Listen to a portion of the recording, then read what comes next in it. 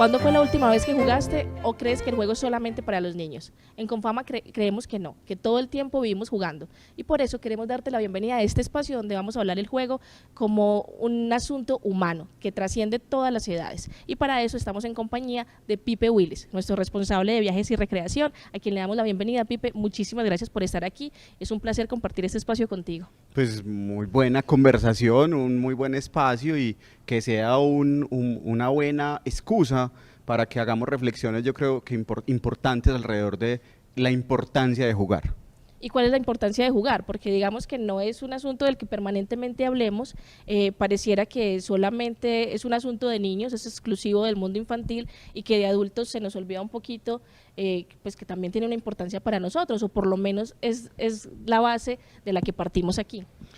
Aquí hay una cosa muy importante para decir y es, en efecto, el juego es algo humano. Entonces, cuando nosotros decimos y declaramos que es algo humano, es algo que nos acompaña por todas las edades, no solo en la infancia, no solo en la adolescencia, no solo en la plenitud. En todo momento de la vida el juego está. Piensa en esto. Usted juega mucho cuando está niño, ¿cierto? En adolescencia el juego puede cambiar un poco en función de los juegos deportivos, las actividades físicas, pero también las de juegos de palabras o intenciones, bueno, un montón de cosas. De grande como que nos vamos volviendo, como diría un escritor muy famoso, como hombres grises. Se nos olvida que el juego está muy relacionado con el disfrute de la vida. A veces el problema no es que no juguemos, sino que no somos conscientes del acto de jugar.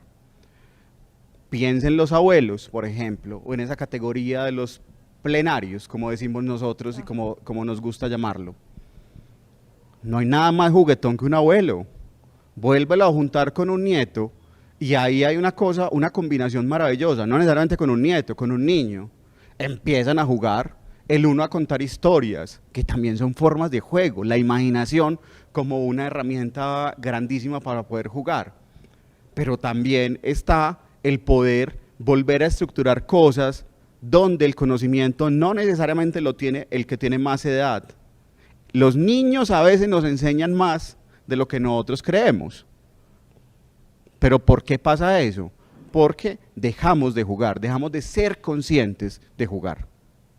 Pero porque, es decir, acá estamos hablando que el juego no es exclusivamente infantil, pero ¿qué es lo que nos va convirtiendo en unos hombres grises como tú los dices, y como más rígidos, y como que no podemos, a ver, partimos de la idea además de que el juego es una conexión con el espíritu, ¿cierto? Un goce del espíritu. Estamos dejando de lado también como una faceta un poco espiritual, por decirlo de alguna manera. Yo creo que sí, o sea, yo respondería directamente con un sí, pero insisto en algo y es, lo que nos sucede es dejar de ser conscientes. Cuando tú haces la pregunta y abres con esta pregunta maravillosa de cuándo fue la última vez que jugaste, que ojalá se la hagan todos en la casa cuando vean esta grabación, usted dice, yo hago esa pregunta con mucha frecuencia, entonces me dicen, no, la última vez, no, pues que hace como un mes que fui donde mi abuela y nos sentamos a jugar parqués. Ah, súper. Vení, pero, ¿y vos para venir aquí a la oficina, por ejemplo, no contaste te cogió un taco y empezaste a contar colores en carros? Pues sí, pero lo dicen como un poquito como vergonzoso, ¿cierto? Y no sé, a veces no caminas y te decís mentalmente, ve, no va a pisar las líneas del piso. Ve, sí. No somos conscientes a veces de cómo estamos jugando. ¿Esto por qué pasa? Porque finalmente hemos categorizado al juego como una herramienta que está solamente en el territorio de lo infantil. En los niños el juego se ve bien. Ajá. Jugar en un niño está perfecto. Abrir una conversación formal de una oficina jugando, muy raro. A veces lo han hecho muchos los equipos de talento humano y los coaches y todo este tipo de personas que entienden que es una herramienta para romper, una herramienta para poder conectarnos, una herramienta para poder hablar de nosotros mismos. Hace el siguiente juego también para todos en casa. ¿Cuál juguete recuerda usted con mayor gratitud de su infancia? ¿O qué juego o qué juguete tiene usted todavía en casa? Que fue además uno de los ejercicios que hicimos en Revista con Fama, y nos compartían algunas de sus historias, algunas como con tintes de género muy importantes, porque eso también lo vamos a hablar ahorita, de cómo nos han empezado a encasillar de que hay unos juguetes y unos juegos para niños, y unos juguetes y unos juegos para niñas. El juego, volvemos a lo mismo, esto parece como loro. El juego es para todos. O sea, cuando nosotros hablamos de la historia, el juego es algo humano. Por allá, 2650 años antes de Cristo, y en las imágenes de los jeroglíficos y de todas estas cosas, estaban planteados gráficos de juegos de mesa, que fueron con mucha anticipación, pues como el origen de lo que hoy jugamos. Platón y Aristóteles hablaban del juego. Es decir, no es una cosa que nos estamos trayendo exactamente pues de un momento a otro. Y está muy relacionada con otro concepto que es maravilloso, que es el tema del ocio, que es lo que ha pasado también, volviendo también un poquito a ello, es abandonamos el espíritu, la construcción, el cultivo del espíritu, porque nos enfocamos en el hacer, en lo productivo, en lo que todo tiene que tener un saldo productivo. Y lo que nos dicen desde hace muchos años es, ojo, que esto es un encuentro del espíritu, desde el ocio lo podríamos decir, con el hacer y con el no hacer. Porque también es fundamental la calma, la tranquilidad para poder imaginar. Nosotros jugamos, cuando estamos pequeños recordamos muchos juegos. ¿Cuándo fue la última vez que usted se sentó o se acostó, sería mucho mejor, a ver formas en las nubes? Entonces usted me va a decir, hombre, pues cuando estaba chiquito, vení, hacé ese juego 2 segundos, 5 minutos. Y dice von Humboldt que el ocio nos permite llegar y nos para en las puertas de la imaginación. Se me había olvidado una cosa que es fundamental. Estos aparatejos, que a veces los queremos y a veces los odiamos, ¿cierto? Eso tiene como una ambivalencia ahí. ¿Cuánto espacio tiene usted en su celular con algún juego? Casi todos guardamos un juego en este momento en el celular. ¿Por qué? Porque recurrimos al juego también a veces como refugio. Estoy aburrido, no sé, pues tal vez me quiero concentrar o desconcentrar. Entonces yo creo que es el tema, digamos, de la conciencia es el mayor reto que tendríamos que provocar, y es el ejercicio que hicimos, digamos, a través de la conversación de la revista.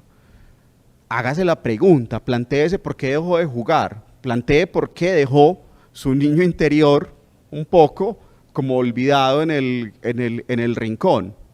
Y cuando vuelve a hacer ese reencuentro con el niño y se vuelve a acordar de qué significa caminar descalzo en la grama, o empantanarse y disfrutar, o que la lluvia caiga y usted juegue a intentar contar gotas, o que de grande en una reunión sea capaz de decirle a sus compañeros de trabajo, ¿y por qué no jugamos un juego como un juego de palabras? El juego no necesariamente también, que ese es un buen paradigma a romper, no está relacionado únicamente con un objeto, no está relacionado únicamente con un tablero, no está relacionado con una pelota. El juego se da de múltiples maneras. Entonces, la imaginación evidentemente tiene un gran territorio, un territorio fértil para que nos diga, hey, vuelve a jugar. Pero también el cuerpo y el movimiento, pero también el correr, pero también el compartir. Nosotros en los distintos contenidos que hicimos alrededor de la revista, teníamos además como la intención de decir como pueden jugar personas de todas las edades, y el juego es un universo con múltiples posibilidades, y tú mencionas como un elemento clave en el juego que es la imaginación, y a veces creemos, de nuevo, consideramos que la imaginación es propia de los niños y que los adultos pues digamos que tenemos otras habilidades, pero no desarrollamos tanto la imaginación. Pero ¿cómo podemos conectar, por ejemplo, la imaginación con algo que mencionabas ahorita también, y es con el asunto de las emociones, con la capacidad de asombro que también pues cuando crecemos vamos perdiendo? ¿Cómo podemos ejercitar la imaginación? Porque ahorita cuando estábamos jugando, por ejemplo, lo de los cuentos, yo me veía como en apuros para imaginarme algo medianamente bueno, coherente, pero creo que ahí hay una dificultad, y es que la coherencia, pues de nuevo regresa como a mi rigidez adulta, ¿no? Exactamente. Nosotros los que somos papás tenemos una fortuna, ¿cierto? Porque se nos acelera otra vez el proceso de reencuentro con el niño, porque los hijos evidentemente te jalonan, puedes hacerte preguntas de esas emocionantes de ¿y por qué el cielo es azul?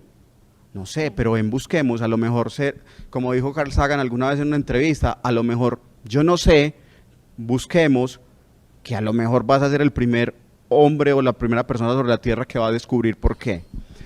Las preguntas también tienen que ver con eso, la curiosidad. La curiosidad del niño, de la infancia, que hace todas las preguntas, los por qué, y eso por qué funciona, y eso para qué, y ese tipo de cosas, nosotros no las dejamos de hacer. Ah, sí, el celular funciona, punto. ¿Y eso cómo funciona? ¿Y no le parece muy emocionante descubrir que esto pues no tiene ningún cable y que hay unas redes y que usted habla con un señor que está a miles de kilómetros? A mí me sigue pareciendo descrestante. Entonces, también es una invitación al asombro y a la curiosidad, que son también elementos para poder, digamos, encontrar el disfrute. Alguna vez yo le escuchaba a un profesor una cosa maravillosa, y es, claro, es que usted da por sentado ya todas las vainas que usted sufre o vive en este momento. Pero si usted trae a alguien de 1800 y lo pone en un salón de reuniones, a esa persona le puede dar un preinfarto, sí, pues con solo prender la luz. ¿Cómo se prende sin tocarse? O sea, pues ya, o sea, la curiosidad, el asombro. ¿Dónde comenzamos yo creo que más que seguir hablando de ¿y por qué lo perdemos? ¿Y por qué no? Es cómo lo recuperamos, ¿cierto? Entonces hagamos preguntas distintas, encontremos como el gozo en ciertas cosas, en saber y en no saber, y también dejémonos permear por la posibilidad de jugar. Yo te decía ahorita una cosa que nos fue pasando en el tiempo, y es que comenzamos a categorizar los juegos, comenzamos a decir, a etiquetar. Entonces, claro, es que el juego es para niños, y cuando usted era papá, entonces cuando es mamá o papá, usted lo que hace es como lo deposita a su hijo en un espacio donde él va a jugar, pero usted no puede jugar, porque usted ya no cabe en el mismo espacio donde está concebido o configurado el juego para el niño. ¿Por qué? ¿A usted no le pareció muy emocionante la primera vez, para los que no le han hecho pues una invitación abierta, de meterse en una piscina de pelotas después de los 20 años? Eso es muy divertido. Y si estás en compañía de un pequeño o de una pequeña, es aún más divertido, sí, ¿cierto?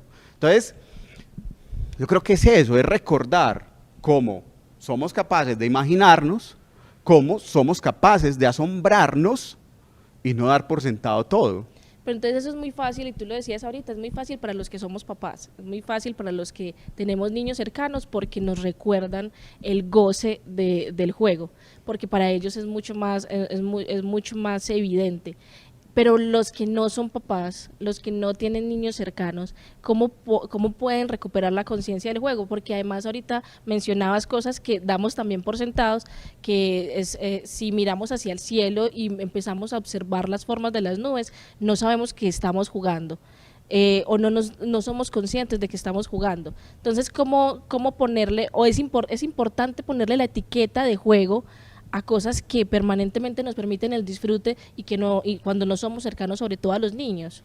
Sí, no, y voy a decir porque esa respuesta como ambigua, porque aquí el problema digamos a resolver es cómo encontramos herramientas para poder disfrutar. El juego conecta y el juego permite, da caminos para el disfrute.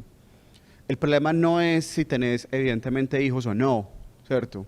Porque entonces, ¿qué pasaría con los plenarios o qué pasaría con los adultos sin hijos?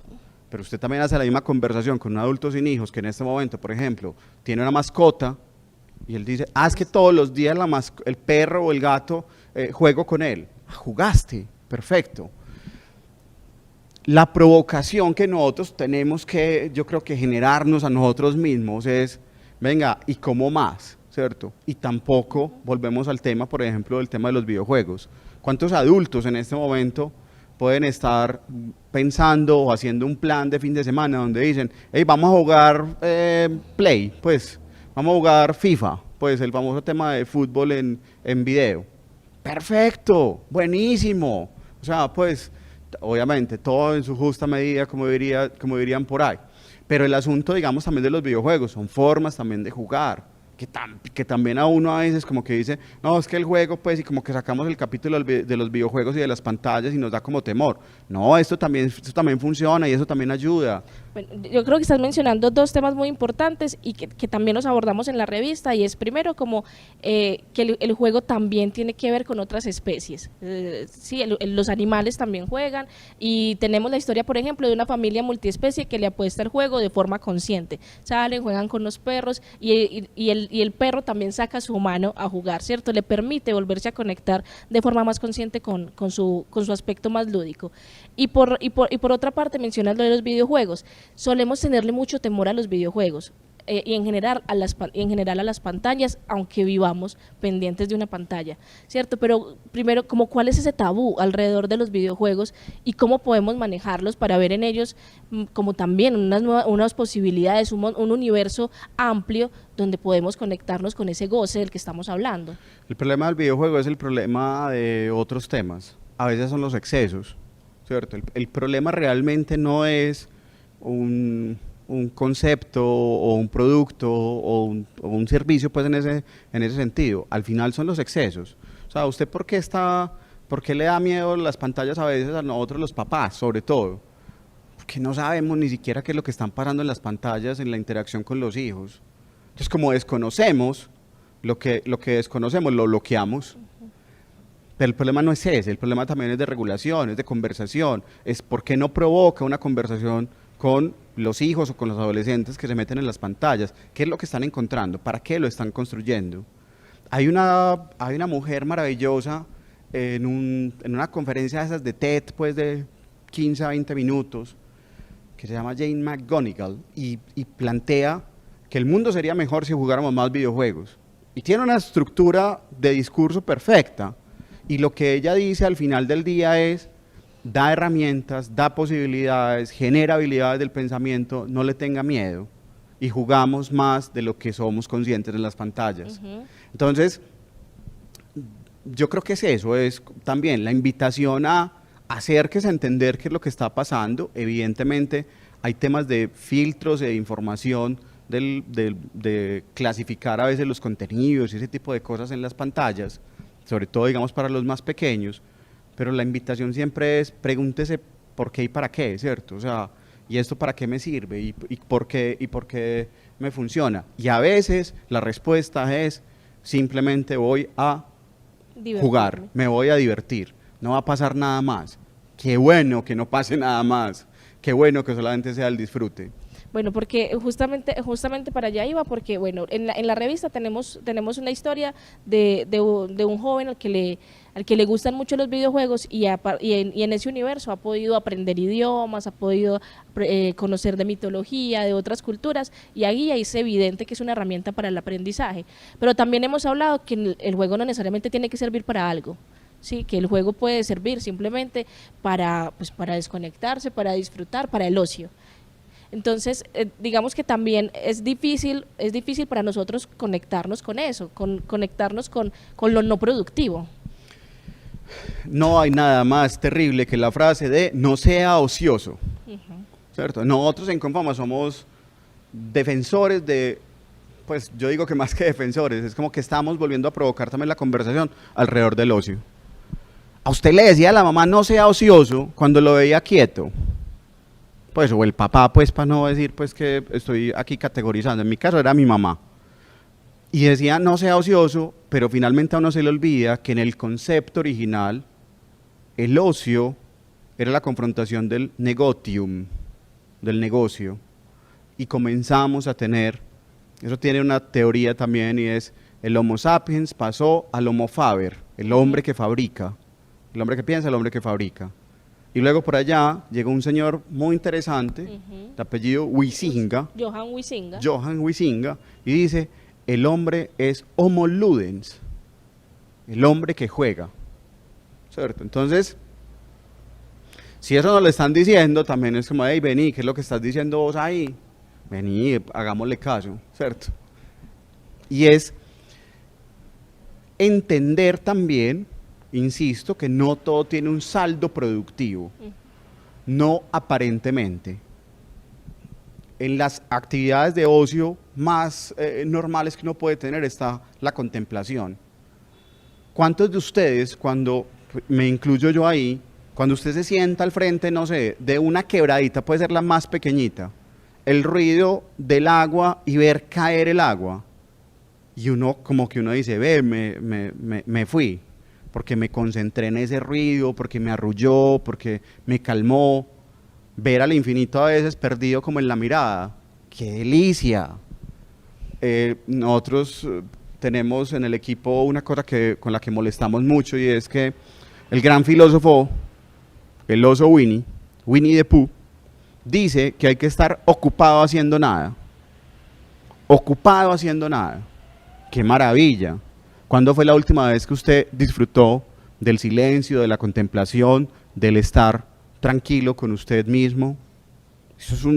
Eso también son formas en las que también nos conectamos con lo que somos.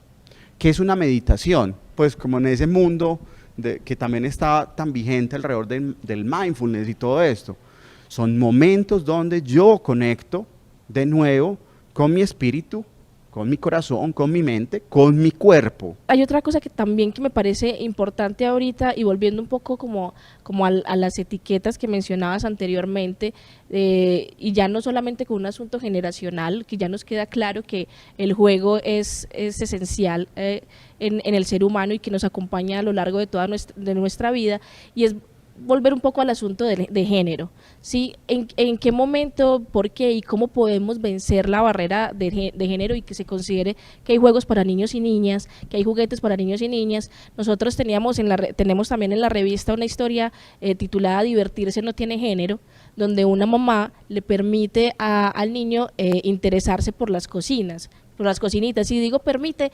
porque claro, él tiene todo el derecho, pero la sociedad parece que permanentemente a los niños les priva de algunas cosas y promueve otras, pero eso también tiene unas repercusiones en su vida adulta. Quiero que hablemos un poquito de eso, porque lo que juegan hoy nuestros hijos, pues también les va a enviar un mensaje, porque los juguetes son mensajeros, de qué pueden ser y qué no ser en su vida adulta, qué roles se pueden permitir y qué roles no.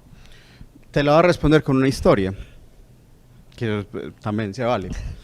Hay una compañía, una marca, pues no es local, entonces no pasa nada. Se llama Goldie Blox.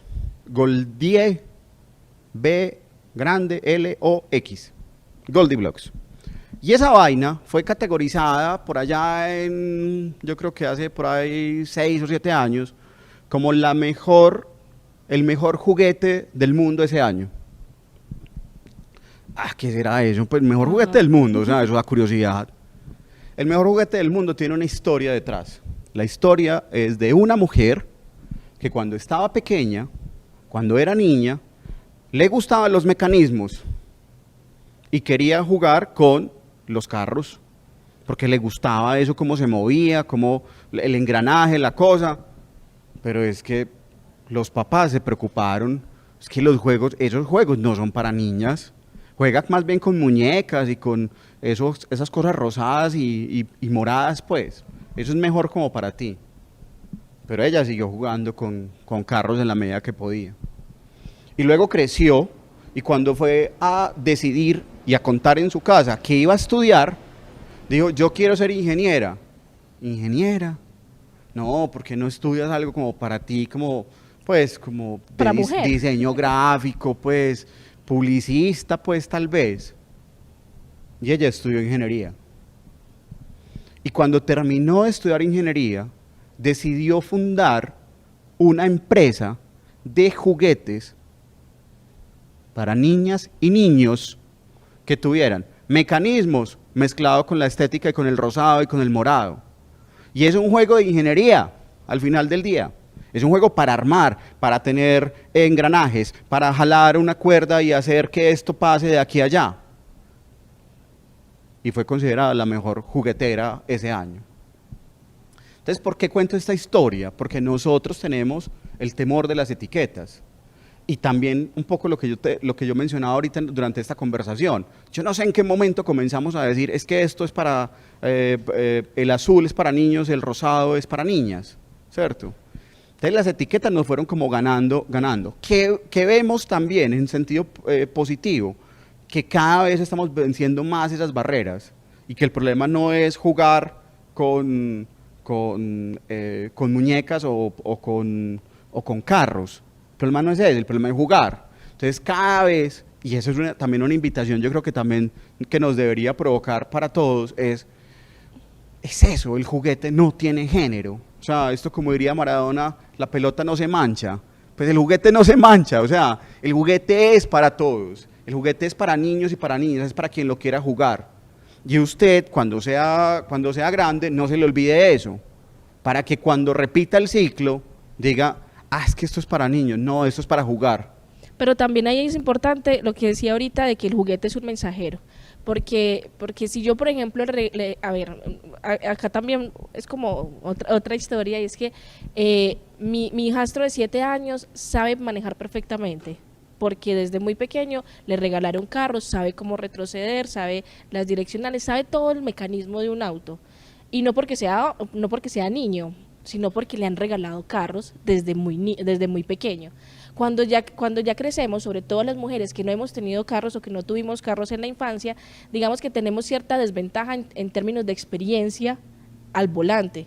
Y por eso puede ser que se haya generado el imaginario de que las mujeres manejamos pues mal y que los hombres manejan bien. Pero ahí hay un asunto de experiencia, y es porque a los niños permanentemente se les promueve el mecanismo, o que las mujeres estamos para las tareas del cuidado porque desde pequeñas nos han regalado cocinitas y muñecas, entonces nos hemos formado ahí y tenemos más experiencia que a hombres que no se les ha regalado muñecas y demás, que no han jugado con ese rol de padres.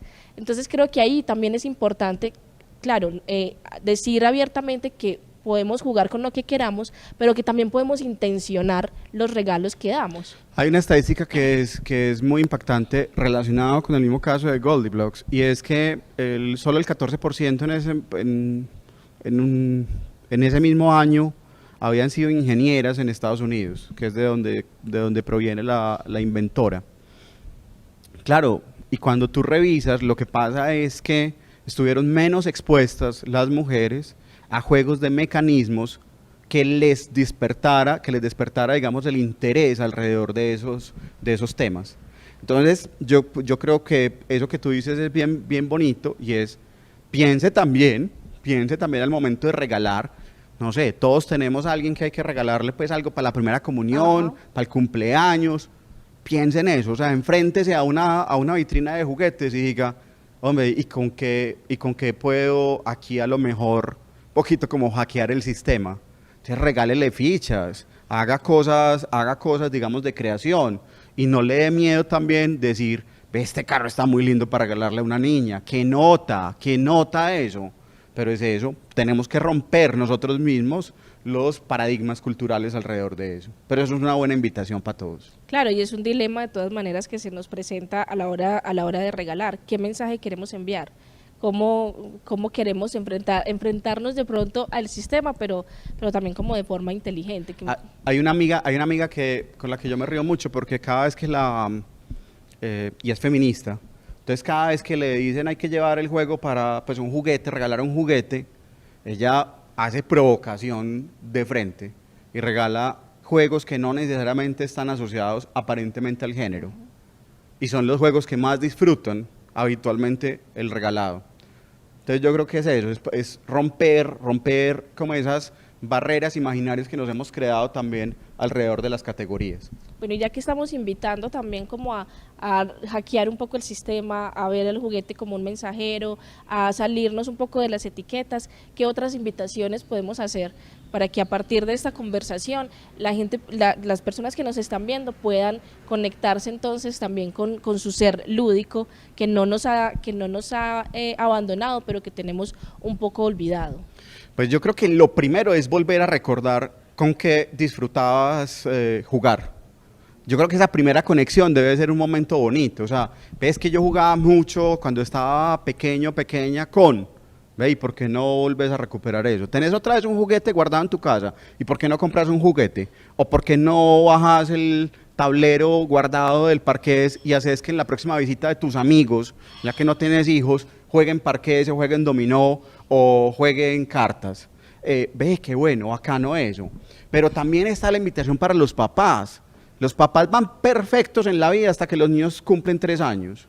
Porque hasta los 3 años a los niños los entretienen pues haciendo bu, bu, allá, listo. Pero de ahí en adelante, cuando el niño exige imaginación por parte de ese adulto que acompaña, el papá a veces es como, no, pero aquí está la pelota, juega con la pelota. No, juega con él, juega con él. Cuando encuentren un niño en las visitas de sus amigos y no lo tienen, intenten jugar, intenten bajar al nivel de la infancia y recordar cuáles eran las preguntas, cuál era la curiosidad que despertaban las cosas.